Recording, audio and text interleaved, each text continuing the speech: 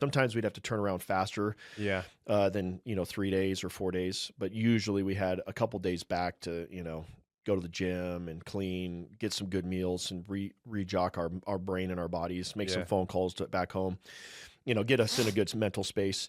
But so that was then Gunny was airlifted to Germany for his injuries. And Where did he get shot? I don't remember all of them. I know he got injured in the arm and the leg, if I remember right. I remember he got shot twice. I remember one specifically because he had this really sick prototype armor from Cry Precision that he was the only one with it.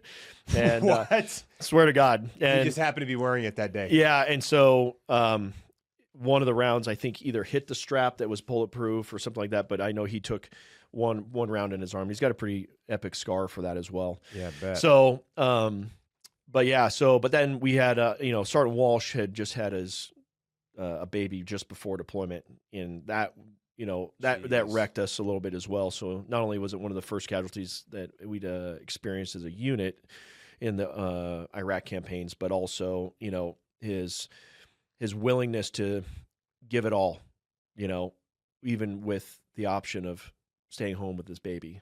Yeah. But he's like, no, I can't. I need to go with my men, and I need to go. And then ultimately, he gave the ultimate sacrifice, and honestly, he's a hero, and everybody revered him as a great team leader, awesome guy. I didn't work with him directly, but because he was in second and I was in first platoon.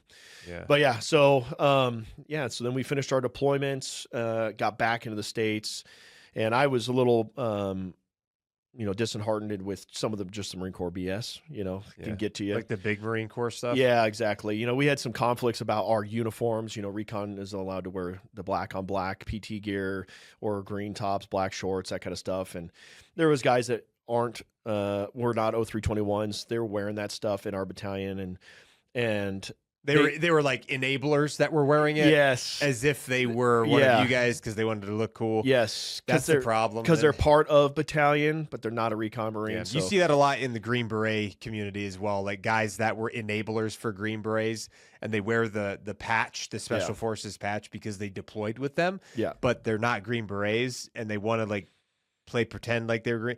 There's a lot of weird stuff that goes on with that stuff. It's like, bro. So first sergeant got pissed, and I'm sure he's like, "Yeah, everybody's gonna be wearing green and green. Nobody's special here. Every Marine's a rifleman first. I can take any rifleman and make him do your job." And that's when we were like, "I doubt that."